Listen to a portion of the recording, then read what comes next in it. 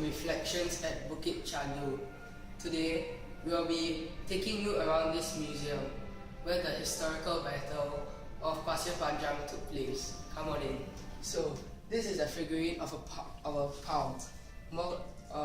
called Prisoners of War. So these POWs were taken by the Japanese after their invasion on Singapore. And these POWs, they are meant to do chores with insufficient food and medicine, as you can see by the malnourished bodies.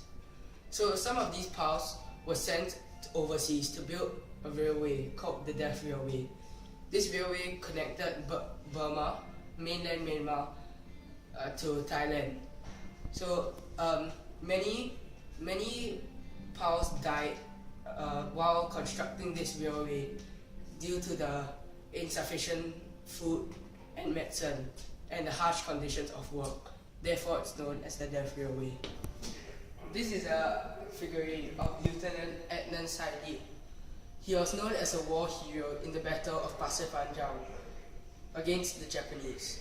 However, he was captured by the Japanese, and instead of being taken a prisoner, the Japanese decided to torture him by beating him up. And finally, they decided to tie him to a cherry tree and bayoneted him to death. He was only at a tender age of 27. We are entering the weapons section of Bukit Chandu Museum. Here is the Arisaka rifle Meiji 38. The Japanese adopted this gun as it was one of their most important guns and their best assault rifle that they ever had. Here is the Lee Enfield Rifle 4. This action rifle served the British and the Allied armies, and it had 27 more models of this kind, and the British used this in Bukit Chandu. Here is the Vickers Mark I. It became one of the trusted and the most rugged machine gun ever built in World War, and it served both of the two World Wars here.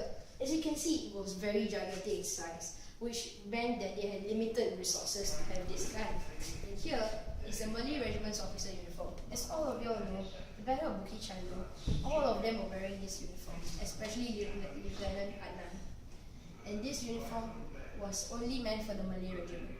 As you can see, the British symbol is on the belt, which shows that the army was under the British control, which also helped for easy identification. So now we are outside the museum, and this is a figurine of the Malay mortar crew. So this figurine was constructed to remember their discipline and battle readiness of the men in combat. This was also built to remember what they did for us and the battles they fought for us and how they sacrificed their lives for the good of all of us. Viewers, we have come to the end and the final segment of our tour on the Bukit Chandu Museum. Here, to end things nice, here's the mural of the Battle of Pasir Panjang. And you can see how fiercely the Malay soldiers are fighting and how much courage they are showing on the picture. This was painted by Hussein Lassim Eng in 1981. And here, they built this fort to symbolize the peace that will ever be in this hill, so that no war will ever come to Singapore because of the courage exemplified by all the Malay regiment. And we would like to thank all the viewers who have watched this show, and we hope that it has been very enriching as we have learned more about Singapore's history. Thank you.